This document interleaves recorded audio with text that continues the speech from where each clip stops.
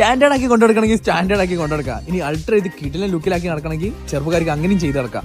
അതായത് പ്രായമുള്ളവർക്കും ചെറുപ്പക്കാർക്കും ഒരുപോലെ ഫ്ലെക്സിബിൾ ആയിട്ടുള്ള ഒരു മുതലാണ് ഈ നിൽക്കുന്ന ഹോണ്ട ജാസ് എന്നുള്ളത് പറഞ്ഞത്. സോ ഗൈസ്, ഇന്ന് ഞങ്ങൾ വന്നിട്ടുള്ളതും ഞങ്ങളെ പുതിയ സ്റ്റോക്കായുള്ള ഈ ഒരു ജാസ് പരിചയപ്പെടുത്താനാണ്. 2019 മോഡൽ 20 രജിസ്ട്രേഷൻ ഉള്ള സിംഗിൾ ഓണർഷിപ്പ് ഉള്ള 37,000 കിലോമീറ്റർ മാത്രം ട്രാവൽ ചെയ്തുള്ള ഒരു കിടിലൻ വാഹനം. ക്വാളിറ്റി എന്ന് പറഞ്ഞാൽ മാക്സിമം ക്വാളിറ്റി. അതായത് നിങ്ങൾക്ക് ഇന്റീരിയർ ഒക്കെ കാണുമ്പോൾ തന്നെ മനസ്സിലാവും എത്രത്തോളം അടിപൊളിയായിട്ടാണ് ഈ വാഹനം മെയിൻറ്റെയിൻ ചെയ്തിട്ടുള്ളത്.